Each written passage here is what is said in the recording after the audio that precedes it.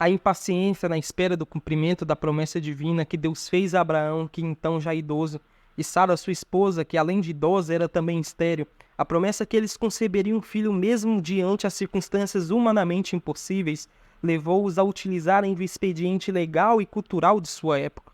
Agar, a escrava de Sara, se tornaria uma espécie de mãe de aluguel. Contudo, o filho dessa união seria considerado legalmente como filho de Abraão e Sara, já que Deus aparentemente estava demorando em cumprir sua promessa. Sara, de alguma maneira, sugeriu essa ideia a Abraão, na tentativa de dar uma certa ajudinha para Deus cumprir a promessa que tinha feito com Abraão. Abraão morava na Mesopotâmia quando Deus o chamou e o fez a promessa de que dele seria feita uma grande nação. O Senhor disse a Abraão: saia da sua terra, da sua parentela e da casa do seu pai, e vá para a terra que lhe mostrarei.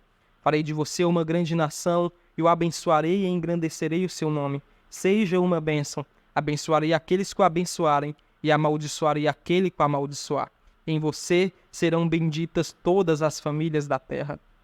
Naquele tempo havia muita fome naquelas terras, fazendo assim Abraão passar pelo Egito para conseguir alguns mantimentos. Alguns historiadores e estudiosos dizem que nessa passagem pelo Egito, ele obteve Agar como escrava para sua esposa Sara, já que Agar era egípcia. 10 anos depois, morando na terra de Canaã, a promessa que Deus tinha feito a Abraão ainda não havia sido cumprida. Sara, com grande frustração por não conseguir dar luz a filhos, fica impaciente e elabora o plano para que o filho de Abraão viesse por meio de Agar, sua escrava. Abraão concorda com o plano de Sara, se deitando então com Agar. O anjo de Deus apareceu a Agar dizendo: você está grávida e dará à luz a um filho a quem se chamará Ismael, porque o Senhor ouviu o seu grito de aflição. Ele será entre os homens como um jumento selvagem. A sua mão será contra todos, e a mão de todos será contra ele, e habitará diante de todos os seus irmãos. Alguns estudiosos afirmam que esse versículo da Escritura é o principal motivo dos conflitos entre árabes e judeus, já que os árabes são descendentes de Ismael, e os judeus são descendentes de Isaque, que é o filho da promessa. Ele será entre os homens como um jumento selvagem. Traz a ideia de um povo de guerra, sem controle, determinado e orgulhoso. A sua mão será contra todos, e a mão de todos será contra ele.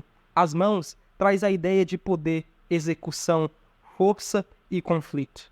Estudiosos da Escritura dizem que essa é uma sentença profética para Ismael e sua descendência, tanto que essa é a realidade desses dois povos até os dias de hoje.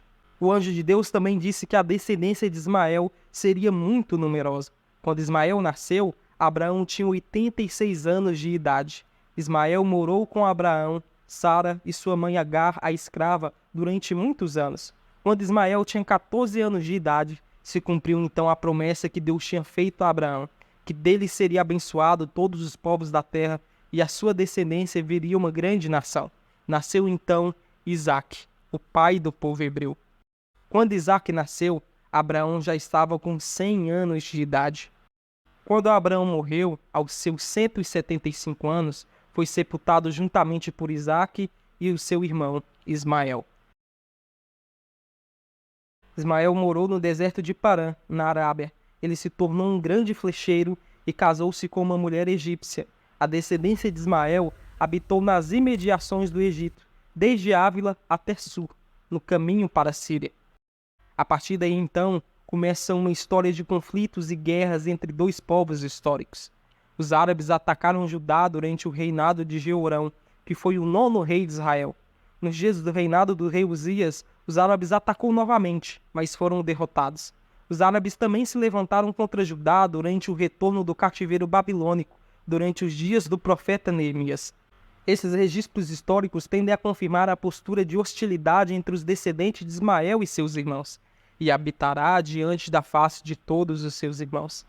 A relação histórica entre os povos descendentes de Ismael e os povos descendentes de Isaque vai muito além de uma disputa territorial.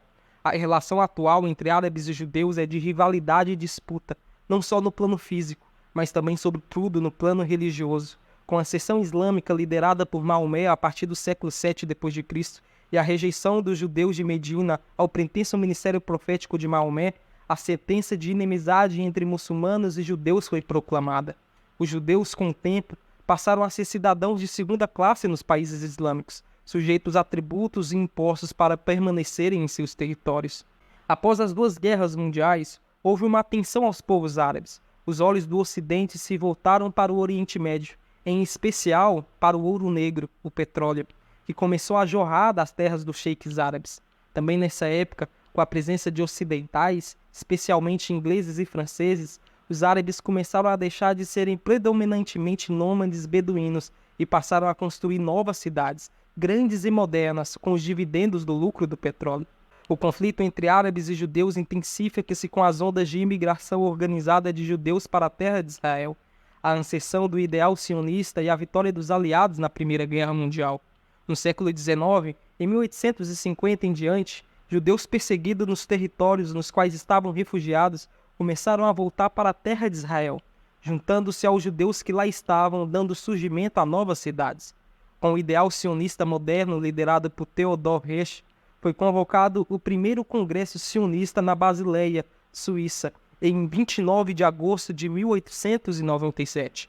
Esse congresso foi a primeira reunião mundial de judeus em bases nacionais e seculares, onde os delegados elaboraram um programa do movimento sionista e declararam que o sionismo é um movimento que procura estabelecer na Palestina um lar nacional para o povo judeu. Durante a Primeira Guerra Mundial, o Império Turco-Otomano, que apoiava a Alemanha, é derrotado e expulso do Oriente Médio pelos povos árabes e pelas tropas aliadas, em especial o Reino Unido e a França, o que teria garantido aos judeus o direito internacional para a reconstituição de um Estado judaico totalmente independente da Turquia, garantido por uma promessa de ajuda dos aliados, conforme a declaração de Arthur James Balfour. Com o fim da Primeira Guerra Mundial em 1917, os britânicos ficaram com o território da chamada Palestina, e a França com o Líbano e a Síria. Em 1923, a Grã-Bretanha divide a sua zona em 2 distritos administrativos, separados pelo Rio Jordão, sendo que os judeus apenas seriam permitidos na zona costeira ao oeste do rio, cerca de 25% da parte britânica. Os árabes rejeitam a divisão, receando de se tornarem uma minoria e encorajados por um crescente nacionalismo árabe no Oriente Médio. Diante da grande rejeição da Grã-Bretanha na região, o governo britânico entrega a resolução dos problemas às Nações Unidas, recém-criada em 1947.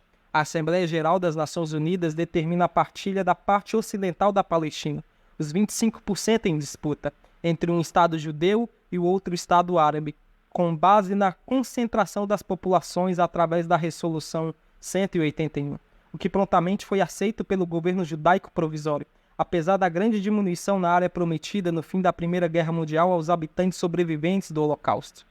No dia 14 de maio de 1948, os israelenses declaram a sua independência. Já os árabes, que haviam formado um Estado em 75% do território, recusam esta partilha, localizado entre os territórios da Cisjordânia, Jordânia e faixa de Gaza. De lá para cá, temos acompanhado as guerras que Israel tem travado para manter sua existência como nação. É claro que esse contexto histórico foi de maneira bem resumida, o ponto inicial entre o conflito desses dois povos. Esse aqui é um vídeo do nosso canal com um contexto um pouco mais completo para você entender alguns acontecimentos históricos que marcaram a história entre judeus e os árabes. Muito obrigado por nos acompanhar até aqui. Não se esqueça de deixar um like nesse vídeo para ajudar o canal e se inscreva para não perder nenhum conteúdo informativo como esse. E até logo!